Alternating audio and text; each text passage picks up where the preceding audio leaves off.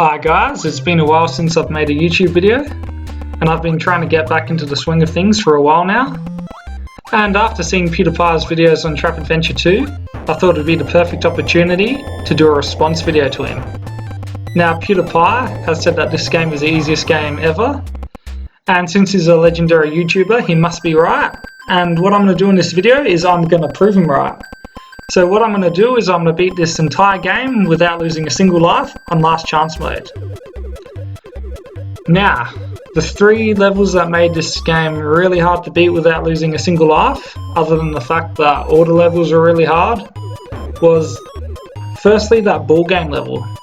Now that ball game level that you saw me beat before was really hard because it was inconsistent. Now those balls behave differently every single time you release them.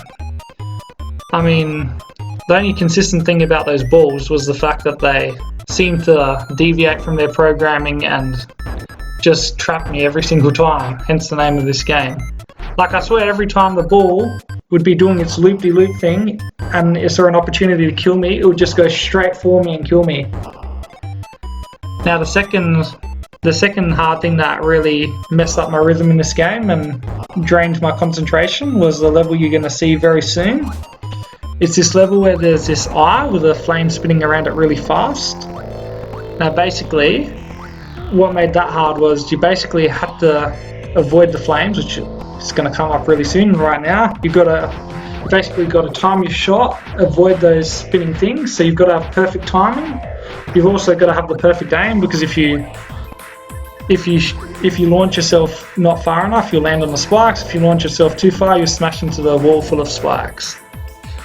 Those were the two things about that level that made it hard, and the third annoying thing about that level that made it hard was the fact that sometimes when you killed the eye and landed on the platform, the eye itself or the tail would actually fall on you and kill you, which became very frustrating sometimes.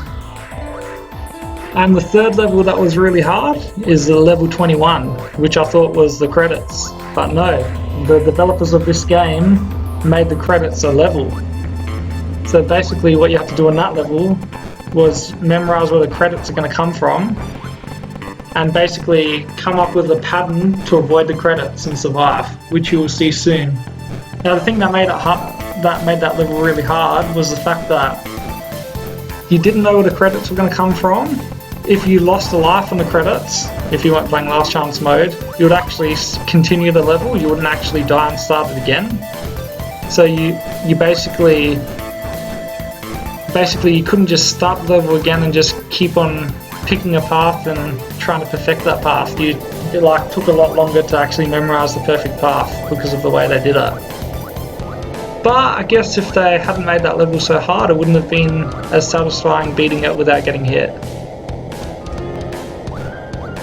Now, with my YouTube channel, I've been thinking of a name for myself. I've had a few different YouTube names. The problem is every time I come up with a name, it seems to be taken by another YouTuber, and I don't want to steal anyone's name because I want everyone to be individual on YouTube, and I want to be individual as well. So I've come up with the name Hardcore Game Developer for myself. Hopefully it sticks and hopefully it's not taken. Now, the reason I'm going to call myself that is for two reasons. The first reason is I really like a challenge in games. And the second reason is I've actually developed a few games on mobile. And my dream is to actually develop a lot more games in the future. And I'd like to really break into console games.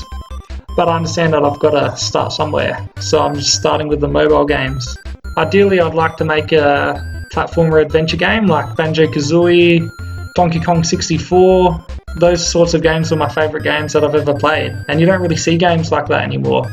I mean, I know Ukulele came out, that was a pretty good game, but I just felt like it didn't really have the same edge as the Banjo-Kazooie and Banjo-Tooie.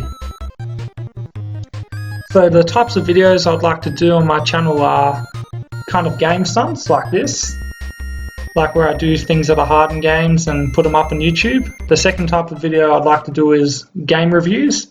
So what I'd like to do is I'd like to review games, I'd like to break the games down, say where I think the developers could have improved, and I'd like to also say where the developers have done a really good job.